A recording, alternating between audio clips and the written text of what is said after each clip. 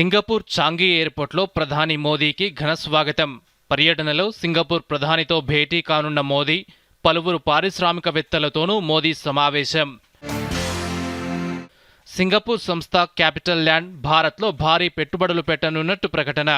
ప్రధాని నరేంద్ర మోదీ సింగపూర్ పర్యటన సందర్భంగా వెల్లడి.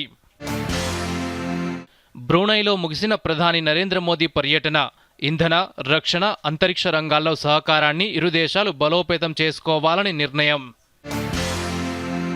నెక్కొండ వద్ద యుద్ధ ప్రాతిపదికన కొనసాగుతున్న రైల్వే ట్రాక్ పునరుద్ధరణ పనులు. త్వరలోనే పూర్తి స్థాయిలో రైళ్ల రాకపోకలు ప్రారంభమవుతాయన్న కేంద్ర మంత్రి కిషన్ రెడ్డి. అల్పపీడన ప్రభావంతో రాష్ట్ర వ్యాప్తంగా వర్షాలు.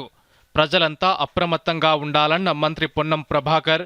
మంతనిలో గోదావరి ఉధృతిని పరిశీలించిన మంత్రి శ్రీధర్ బాబు. పంచాయతీరాజ్ అధికారులతో మంత్రి సీతక్క టెలికాన్ఫరెన్స్. గ్రామాల్లో పారిశుద్ధ్య, తాగునీటి సరఫరా, రోడ్ల పునరుద్ధరణపై సమీక్ష.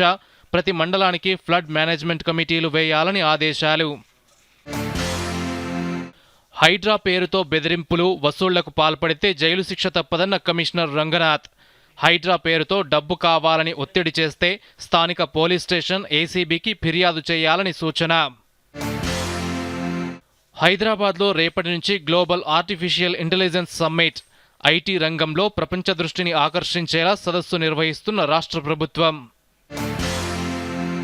మున్నేరు రీటైనింగ్ వాల్ పనులు పూర్తి చేయట్లేదన్న మాజీ మంత్రి పువ్వాడ అజయ్. బీఆర్ఎస్ ప్రభుత్వం మున్నేరుకు నిధులు మంజూరు చేసిందని వెల్లడి. బీఆర్ఎస్కు పేరు వస్తుందని మిగిలిన పనులు చేయట్లేదని ఆరోపణ. వరద బాధితుల కోసం ముందుకొచ్చిన బీఆర్ఎస్ ఎమ్మెల్యేలు, ఎంపీలు. బీఆర్ఎస్ నేతలందరూ 1 నెల జీతం విరాళం ఇస్తున్నట్టు ప్రకటించిన హరీష్ రావు.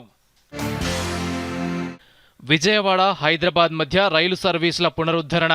వరంగల్ మీదుగా హైదరాబాద్ వెళ్లే రైళ్లను పంపుతున్న అధికారులు.